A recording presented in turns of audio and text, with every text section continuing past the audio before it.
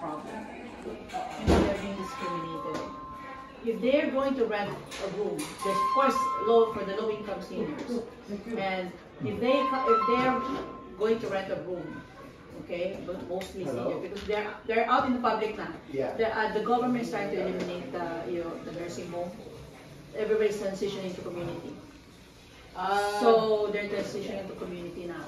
In the community, they're being given programs like this, like home care, daycare, because the nursing home is costly, is mahal ang nursing home. So they're trying to eliminate. They call the nursing home transition. Everybody's being out in the community.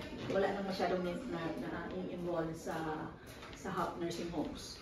So with that, because of that transition, there's a need for housing. Now, to get housing from the government takes time for every senior. Ang daming pila, and it depends on their need. Some of them cannot wait for that long, right? So they're renting rooms, and once they rent rooms, they're being discriminated by their roommates. Some of them are only can afford only like what, 300 per month for rent because they don't have any more income. They're seniors. So 300, how much? No, wala na ng 300 ngayon. So how much? 400, and that's bed spacing. So you're sharing a room, right? Sharing a room. So unless if you have a roommate that is younger, magagalit because no, you have a commode beside you. Nobody would want to room with them because they have a commode. Kaya ang daming problema. Ano commode? That's yung parang arinola ng mga sa tabi seniors. mo. Yes, sa tabi ng bed nila because some of them cannot They go don't to the do what bathroom. malapit na emergency na. Yeah, because that's a common problem. They cannot hold for a long time. They don't have time to go to the bathroom and they have to go, so that's why they have a commode chair. And nobody would want to room with somebody with a commode chair. Maiihi dyan sa so the discrimination is right there. Pinapaalis sila. And then they cannot cook, right? Because some of them nakakalimutin nila mag-turn off na, they forgot to turn off the stove, so they're not allowed to cook.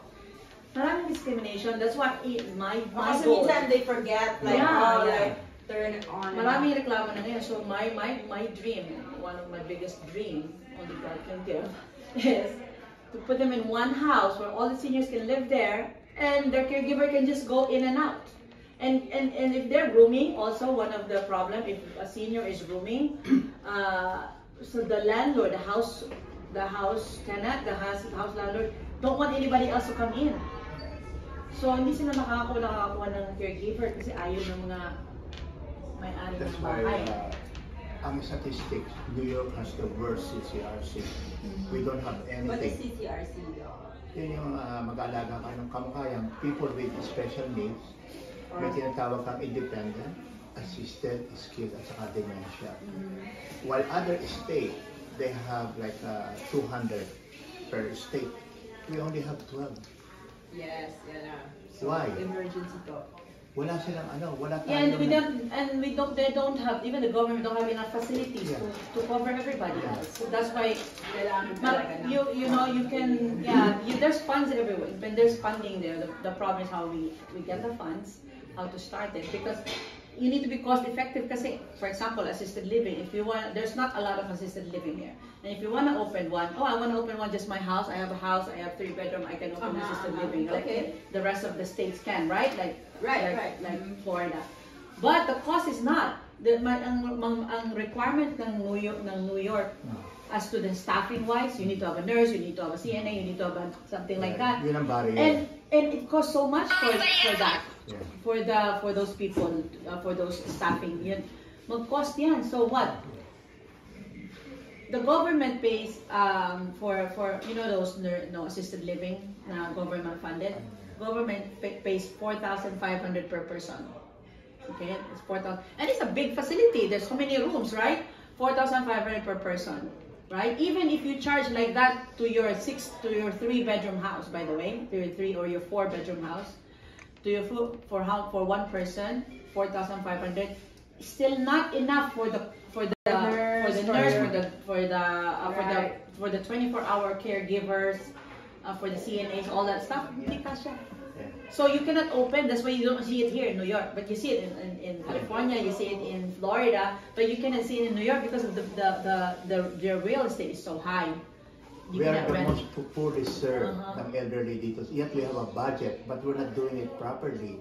Ang pangalawa, it's not integrated. Come on, you have, they're konektado ng independent, assisted. Dito, dementia, skilled, may walang integration. We need integration of everything. And we have to use what we call Internet of Things para ma-develop mo, ma-monitor mo. We have to go advanced. We are the worst compared sa mga Florida. Kasi nobody look it that way. Look, statistically wise. Pero Doc, in Florida kasi Doc, it's not government funded there. Yeah. Wala. They private pay. In New York, the government pays. Yeah. That's why. Mas may funds tayo dito kaysa sa ibang state. Oh, yeah. Other state don't have any funds at all. Here we have a better funding program for Better the seniors. possibility Yeah. that we can actually Yes. make it happen. But it's just a matter of time to reach all to these people that needs help and to house them properly. That's the problem. Kasi for example, if I want to have if there's like right now, I have ang dami kong seniors na nawawalan ng bahay, nahihirapan. And I don't know how to help them. One right now is staying in my house kasi walang matirahan, walang tatanggap. Newly operated, new surgery. Cannot afford a big room by herself, right? New surgery, di maka-afford ng room by herself. Cannot live in a second floor apartment because of the new knee surgery. So saan ko nalagay? Sabi ko, tita, stay in my house. I kick out my brother, buti na lang may room si Doc. So I kick out my brother from the room, so now she's sharing it with my mom. So, alam mo yung ganun, may need na ganun, and hindi lang yun, I have another one that's in the we have right now. Filipinos? I'm helping Filipinos. I mean, why would I not? Filipinos. I'm helping Filipinos Mostly kasi, Filipinos. right now But because it's that's the same what. problem all over. Yeah, but it's the same problem all over. Ang dementia lang, ang statistics mo dito, we have like 7,000 dementia patients just in the zip code alone. 7,000 dementia Yeah, patients. dementia by statistics. Because in the New York area, let's say 16%. We have 167,000 dito lang na sa population ng 65 above. I-compute mo mga 10%, let's say mga 4,000 ang dementia patient. And these people will benefit if we have this adult daycare. They will come every morning with dementia. We take care of them. But And then they can we go don't home. have the dementia here, Doc. Yeah. Only chronic diseases. We don't have the dementia or very early stage. But if you, kasi pag may dementia nga talaga, you're not You have to have a accepted in this training sa program. personnel. Because you need to have the facility, you need to secure the facility that they cannot come out. Because when they're dementia, they would run away. Lalabas yan ng facility. So you need lock talaga na facility na na hindi makalabas, but I don't have it here, so my facility is not equipped for that. You need to be equipped for all those needs. So, apat yung mga medical conditions, like sa brain, that's why we have a medical. Let's say if you have a movement problem, yung Dito yan. or meron pa kang mga tubes, dito, dito. So, instead of staying at home, like skilled, kasi ngayon, they're trying to get away from the nursing home. They want to bring it home. It's cheaper that way.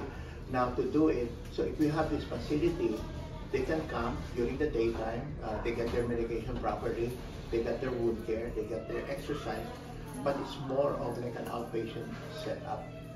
That's why if we have this facility, it will be Meron na naman dito, pero very konti lang talaga. And then a lot of our seniors don't know. They don't know that those are kahit this simple program like this, nobody knows. Yeah, and also for mental health. I mean, we have a lot of people who are depressed, suicidal, a lot of people substance abuse. So we have this program, it's called the, people will come there, like adult health club, they can do exercise, gym. They also need mental health. Now substance abuse, we have to call the OSS program. Instead of, so it's like a 3 process of treatment. You have acute treatment, and then we have to have like rehabilitation, and then you have the to go back to the society. So that's also part that can be integrated, what we call the Article 28. But focusing on the adult healthcare, there's really a need. That's why ang funding nito, at least we calculated, just to the facility, we need at least 250 to 500 grand to make it going. And then we can have a 100 people, not only Filipinos, but 4 groups. The Chinese group, Bangladesh group. No, the Bangladesh doesn't even know they have this. You know? So, Yung mga Bhutan, mga ganun ba, some parts of Asia, they just go to their center. Meron silang center from like, But it's everyone's center. yeah, it's everyone's center. It's not like a center like this that, you know, How is this every day or it's every day, Monday to Friday. so that's a small. like 4 hours? Actually, if you're gonna open a medical day setting, you need to be open 7 days for a medical day setting. Kasi medical, there's a need. And so that's option 1, that's a budget of at least 500,000.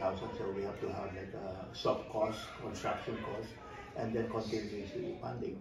Now the bigger one, which we really need, okay, Adams made a 30 million worth of Article 28 in Brooklyn.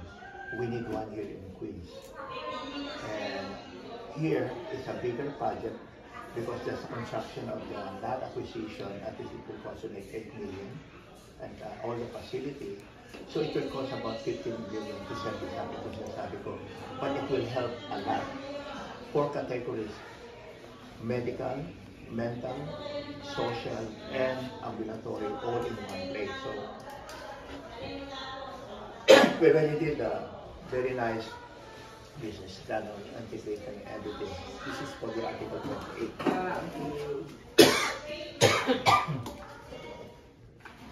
Dali lang po ha. Okay. Good, it's for the So I think Article. yun na yun. I think yun na yun. So, Ed, can you please talk about your ideas? I put that in a package, not for this grant because we're trying to leverage an investment, outside investment. So, hindi pa dumarating, pero we can submit that. While at the same time, we can secure grants. So, there are available grants here in New York, Department of Health. So, it's a matter of applying.